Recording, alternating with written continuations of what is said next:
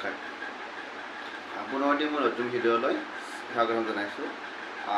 আজি তোমালোকৰ কাৰণে মই লৈ আহিছোঁ পাৰ্টছ অফ স্পীচৰ এটা ভাগ কনজাংচন মানে কি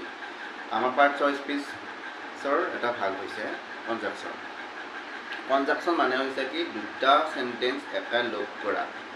দুটা বাক্য আমি একেলগ কৰাকৈ কি বুলি কোৱা হয় কনজাংচন বুলি কোৱা হয় অসমীয়াত কোৱা হয় যোজক অব্যয় Conjunction is a word that joins word or sentence. মানে দুটা বাক্য আমি একেলগ কৰি পেলাই কি কৰিব পাৰোঁ কনজাংচন গঠন কৰিব পাৰোঁ কনজাংচনবিলাক কি হৈছে আমি কেনেকুৱা ধৰণৰ ৱৰ্ড লগ লাগি কনজাংচন গঠন কৰোঁ মানে দুটা বাক্য এটা কৰোঁ অৰ বাট ইফ আনলেছ এণ্ড এইবিলাক আমি ৱৰ্ড লগ জইন কৰি পেলাই কি কৰোঁ দুটা বাক্য এটা কৰোঁ মই কেইটামান এক্সাম্পল ৰাখিছোঁ তোমালোকৰ কাৰণে ইউ মে গ' অৰ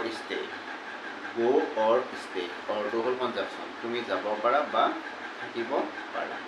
এতিয়া এই বাক্যটোৰ কনজাংচন হৈছে কি অৰ ৰিড অৰ ৰাইট ইয়'ৰ লেচন তুমি পাঠটো দেখিব পাৰা বা পঢ়িব পাৰা দুটা বাক্য আছে ৰিড অৰ ৰাইট ইয়াতো আমাৰ কনজাংচন কি হৈছে অৰ তাৰপিছত Hari and Ram R brothers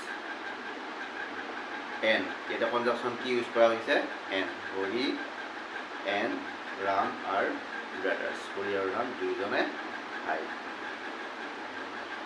the এপলছ is red বাট চ'ৰ আপেলটো ৰঙা কিন্তু টেঙা বাট ইয়াতে কনজাংচন কি গঠন কৰা হৈছে বাট